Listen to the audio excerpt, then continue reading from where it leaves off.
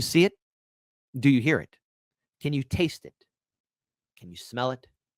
It's the burnt, charred remains of MSNBC, CNN, The Verge, and Vox, and so many others. They're dying. Oh no, they're dying. But Kit, how do you feel about it? What do you think about it? Oh, it feels amazing. Amazing. Amazing. Amazing. Amazing. Amazing. Amazing. Amazing. It is amazing. It is amazing. It is amazing. It is amazing. Because we're witnessing the full-on collapse of corporate media. First of all, let's go ahead and bring up our friends at Vox. Vox Media. Vox Media layoffs, leave Thrillist essentially shuttered. And so there you go. So look at this. So here we go. A new round of layoffs. Again, this is happening now at Vox Media on Thursday. Left Thrillist essentially shuttered.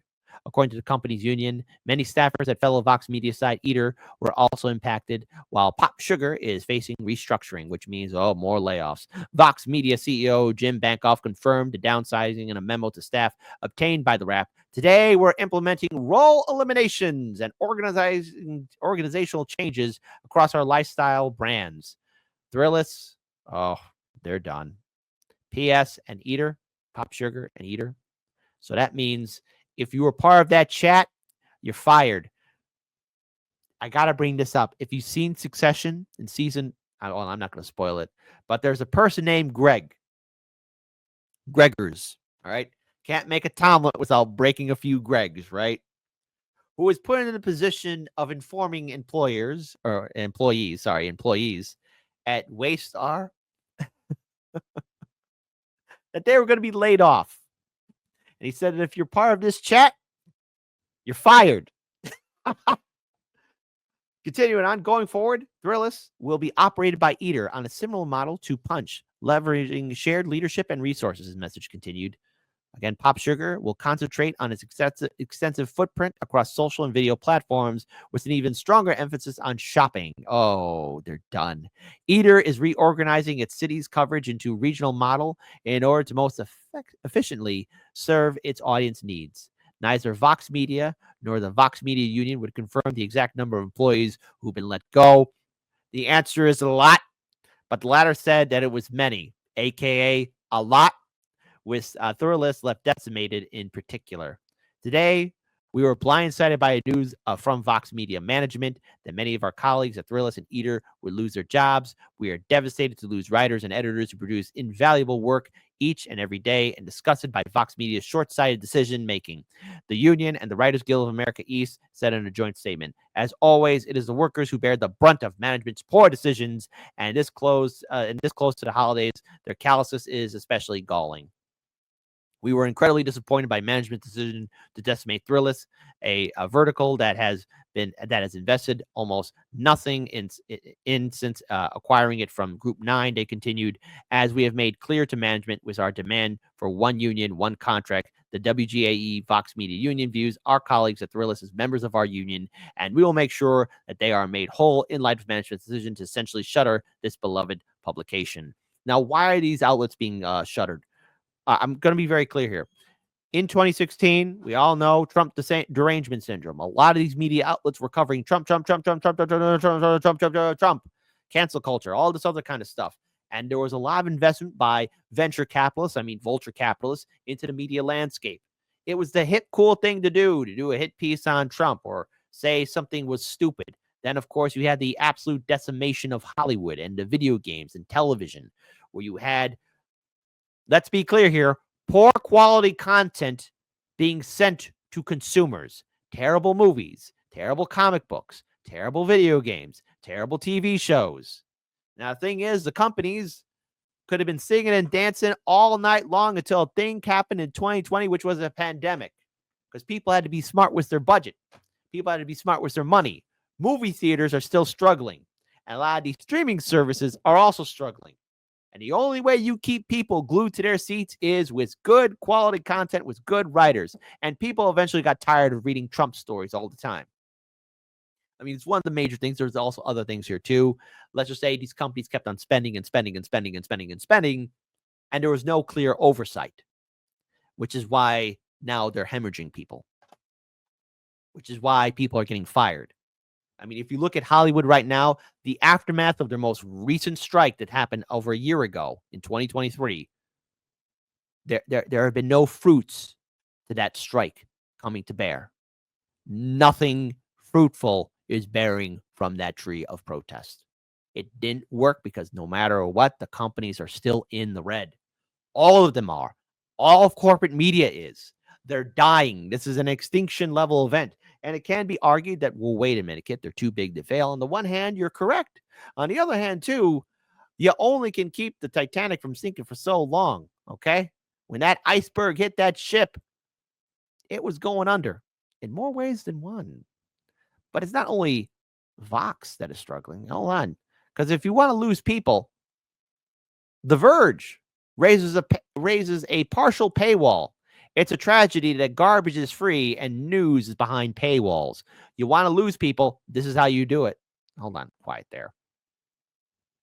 Vox Media Technologies focus site, The Verge, announced Tuesday that it was rolling out its first site-wide subscription service, putting some content behind a paywall.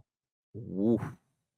The Verge will charge $7 or $50 a year for comprehensive access to the site, as well as their already paywall newsletters, command line, and notepad. So you have nothing.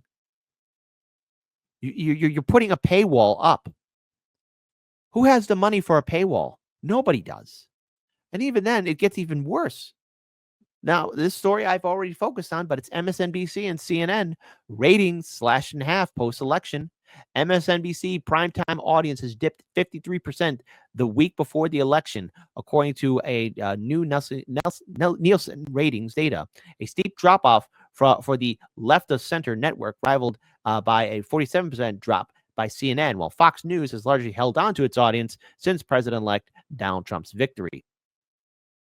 Looking at this, MSNBC logged an average 632,000 primetime viewers for the week ending November 24th, compared to 1.34 million for the week ending November 3rd, the last week before the election. CNN did a little slip and slide from 754,000 to 398,000 over the same time period. That's funny. HBO Max. Why would you be so stupid to have CNN in your portfolio? Why would you be dumb? While it's not unusual for news networks to lose viewership when major news events like elections end, right-leaning Fox News has largely retained its audience from before the election, dropping from 2.6 million to 2.63 million over that time period, which is actually not as bad. And there's been all this talk about Elon Musk buying BSD&C.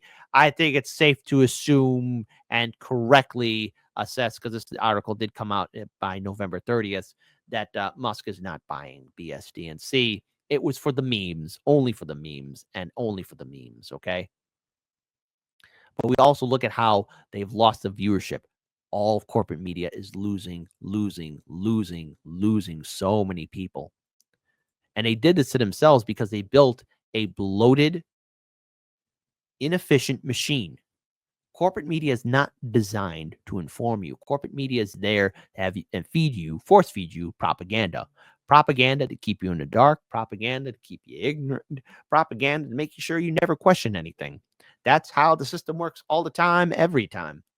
And if you're just learning about this now, learn the truth of it. The people managing all these online news sites, all these people now are begging for money. They're putting stuff behind paywalls.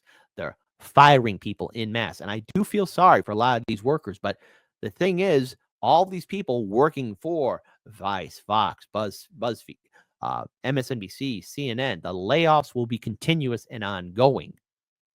The Trump train, the gravy train, has been derailed for all of them because they have written everything that needs to be written. You have jagoffs like Bill Maher who say, oh, I don't want to do the show even though I got a $1 million contract.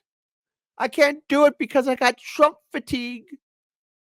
Everybody has Trump fatigue.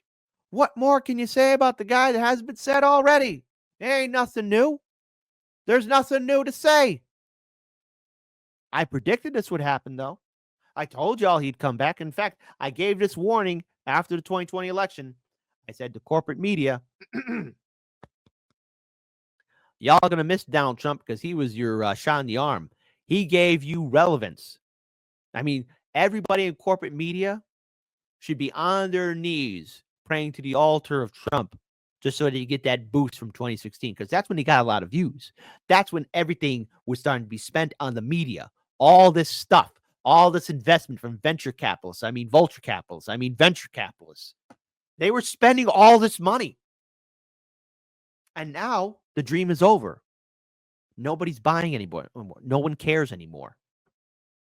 And everybody sees how corporate media lied throughout this entire election cycle. Everybody was saying, oh, Biden had it in the bag until he had a senile meltdown against Donald Trump. And then, of course, you had Kamala Harris. Everybody's saying that she had what it took. And then it turned out to be nothing more than poof, smoke, a nasty, smelly, wet fart. That's all it was. They had nothing. And now all the media is losing it. I mean, hell, you even had David Pakman saying to the subscribers, where are you going? Where are you going? Why am I losing all my paid subscribers? It's because, well, you sold people something and they weren't buying it anymore, honey child. So Vox and all of its little outlets, all these people are going to be laid off. There was no infrastructure plan. This is why we need independent media. This is why we need to break away from the system, because what is currently working just doesn't work. It's all numbers on a piece of paper. These corporations are all one and the same. It's not about news. It's about profit. And right now, all these people that invested into these media outlets are looking at their portfolios and say, hey, my stonks are falling. Maybe it's time for me to divest, which is what they're doing right now. They got to cut off the fat to save a bloated corpse.